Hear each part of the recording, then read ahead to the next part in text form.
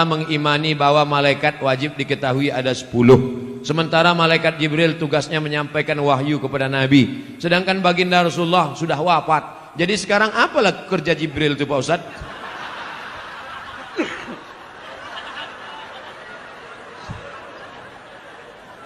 Jibril, Mikail, Israfil, Israel malaikat maut, kiraman katibin, raqib aktid, mungkar nakir, malik ridwan. Itu pelajaran anak TK.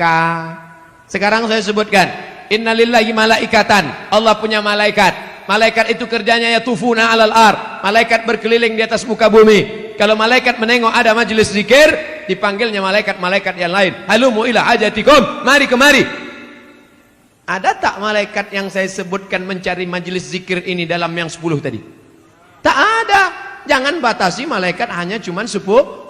Yang 10 itu untuk memudahkan anak TK belajar, anak sekolah. Malaikat tak berbatas. Contoh kedua, inna ahadakum yujma'u khalquhu fi batni ummihi 40 yawman nutfah. Kamu diciptakan dalam perut ibumu 40 hari dalam bentuk air, sperma, 40 hari dalam bentuk darah, 40 hari dalam bentuk daging. Tsumma yursalul malaku. Kemudian datang malaikat membawa rohmu dari alam arwah masuk ke dalam alam rahim. Ada disebutkan nama malaikat yang membawa roh itu? Tak ada. Maka malaikat itu jumlahnya banyak. Apa tugas pokok malaikat itu? Tengok dalam surat Al-Baqarah. Wa nahnu nusabbihu bihamdika wa nuqaddisu lak. Tugas malaikat pokok, tupoksi. Tugas pokok fungsi malaikat adalah bertasbih. Ada malaikat yang sejak diciptakan sampai hari ini bertasbih tak bangkit-bangkit, subhanallah walhamdulillah wa la ilaha illallah wallahu akbar. Ada malaikat 70.000 malaikat masuk setiap hari dikeliling mengelilingi Ka'bah di bawah, di atas itu namanya wal baitil ma'mur, rumah yang dimakmurkan. Jibril malaikat berkeliling bertasbih subhanallah walhamdulillah wa la ilaha illallah wallahu akbar subhanallah. Malaikat berkeliling di atas. Adam alaihissalam rindu ingin menengok Baitul Ma'mur. Ketika turun ke bumi, kata Allah, buatlah bentuknya macam Baitul Ma'mur. Kalau dijatuhkan batu kerikil dari atas pos jatuh ke bawah, maka sama di bawah. Malaikat di atas memuji, mengagungkan Allah, manusia pun di bawah sama subhanallah walhamdulillah wa la ilaha illallah wallahu akbar. Makanya kalau mau sama ucapan kita dengan ucapan malaikat, mesti banyak-banyak bertasbih. Jadi apalah tugas Jibril sekarang? Balik ke tugas pokok, mengagungkan, mensucikan, bertasbih, memuliakan Allah. Subhanallah walhamdulillah wa la ilaha illallah wallahu akbar wa la haula wa la quwwata illa billahil aliyyil azim. Bapak Ibu sambil jaga toko pagi, belum ada orang berlewat, belum ada orang jualan, belum ada orang membeli, buka tasbih subhanallah walhamdulillah wala ilaha. Tapi kalau ada orang nawar dijawab, yang belum tadi jawab, Pak ini berapa harga pokoknya? Subhanallah walhamdulillah wala ilaha illallah. Banyak-banyak bertasbih di toko menghilangkan santet, sihir dan guna-guna. Boleh jadi ada orang benci tak suka. Bagaimana supaya toko kita itu supaya tak laku? Orang lewat macam lewat di kuburan. Kata dukun, ambil air orang mati, nanti siramkan. Akhirnya orang lewat di toko kita, yang ditengoknya bukan pakaian, malah dibacanya doa ziarah kubur. Assalamualaikum ya ahlal kubur. Bagaimana caranya supaya toko ini mati?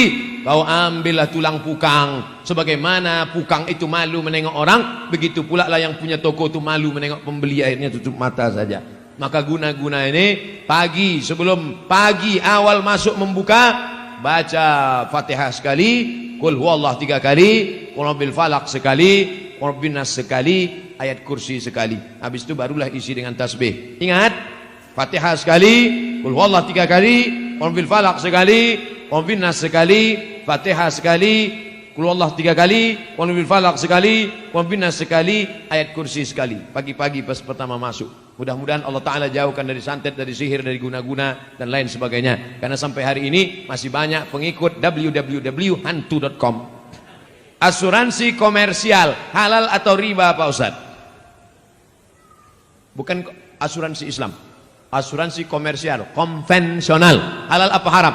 Kelompok yang satu mengatakan asuransi halal karena di dalamnya ada ta'awun, tolong tolong. Wa ta'awanu 'alal birri wat taqwa. Tolong menolonglah kamu dalam kebaikan. Wa la ta'awanu 'alal itsmi wal 'udwan. Jangan tolong menolong dalam keburukan. Peserta asuransi 100 orang. Bapak store 10 juta, 10 juta, 10 juta, 10 juta, 10 juta, 10 juta. Maka kalau store semuanya 10 juta kali 100 orang berarti berapa itu? 1 M. Betul. Terjadi musibah, maka seolah-olah saat itu ini sedang tolong menolong. Itulah ilat sebab hukum kalau ada ustadz yang mengatakan itu sebenarnya ada unsur tolong menolong. Jadi boleh, kata fatwa yang pertama. Tapi kata fatwa yang kedua, asuransi haram. Di mana tak haramnya? Karena di situ ada gharar, gambling, judi, ketidakpastian. 10.000, 10.000, 10.000, 10.000, 10.000. Tak tahu entah siapa yang dapat. Tiba-tiba na'udzubillah mobil dia yang ditabrak tiang listrik. Pup, dapat. Enak aja dia. Aku udah 3 tahun tak ada nabrak-nabrak. Apalah dia ditabrakkannya pula. Dapat. Jadi kalau ada yang mengatakan asuransi itu halal karena dilihat dari unsur ta'awun, tolong menolong. Kalau ada yang mengatakan asuransi itu haram karena dilihat dari unsur gharar, gambling, judi karena ketidakpastian. Dua hukum tentang asuransi. Ustadz pilih yang mana? Sampai sekarang saya tidak pakai asuransi mobil. Sampai sekarang. Tak pernah Ustadz kecelakaan. Bolak-balik. Kadang menabrak orang, kadang ditabrak orang. Kalau ada ustadz mengatakan boleh, dipakainya fatwa pertama. Kalau ada ustadz mengatakan tak boleh, pakainya fatwa satu lagi. Dua-duanya bisa dipakai. Bukan kata Abdul Somad, kata Syekh Ali Jum'ah, mufti Mesir, dalam kitab Fatawa Al-Azhar. Fatwa-fatwa Al-Azhar. Ustadz, gimana caranya meyakinkan orang tua kita tentang menikah muda? Ayah, aku mau meminang dia dengan bismillah. Pergilah, kau makanlah bismillah itu, kata dia. Bapak-bapak, kalau ada anak kalian mau menikah muda, anak bapak laki-laki, anak bapak perempuan, maka kompromilah kalian.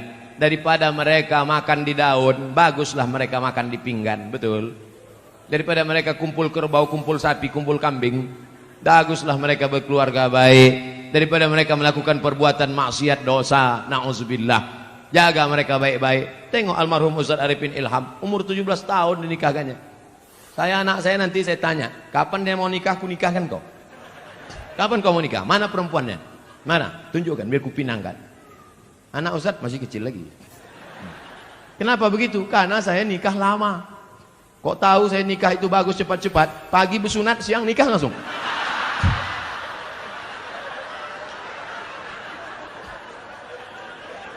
Man istata'a minkumul ba'ah, siapa di antara kamu yang sudah sanggup menikah, falyatazawwaj, menikahlah, fa innahu aghaddu lil basar, karena menikah itu menjaga mata, wa ahsanul farji, menjaga kemaluan. Hafal dia Quran, terjaga hafalannya, terjaga matanya.